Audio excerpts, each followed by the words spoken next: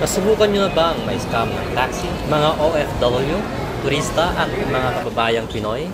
Anywhere in Manila, papunta at pabalik galing sa NAIA Ninoy Aquino International Airport?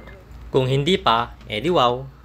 Pero kung na-try nyo na, ay good news po sa inyo. Meron na pong solusyon ang NAIA about sa problemang ito. GrabCar ang sagot sa panalangin mo. Tara, interviewin natin ang isang staff kung papaano ang proseso ng GrabCar. Kabayan, ano yung proseso ng Grab booking?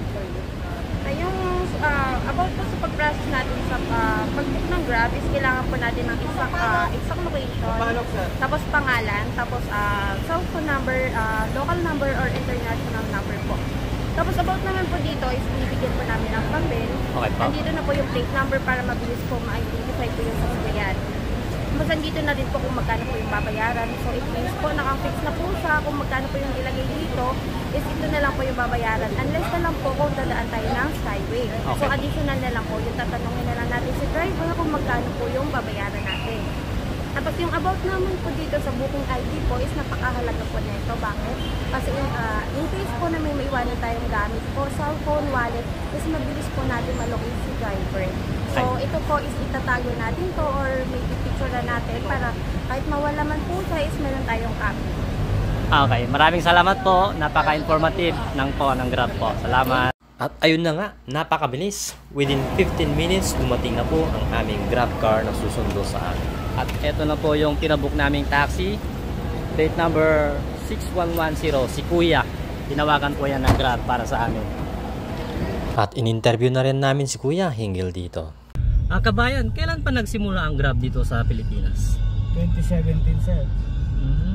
2017. Ano naman po yung advantage saka benefits ng Grab ngayon sa Pilipinas?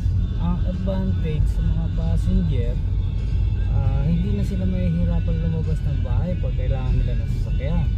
Nasa loob ka lang ng bahay mo, mag-book ka lang doon sa apps, darating na ang Grab driver. At saka isa pa, fixed rate siya, hindi na magbabago kung ano yung binook mo na booking, kung ano price niya, yun na yun. Ayun po.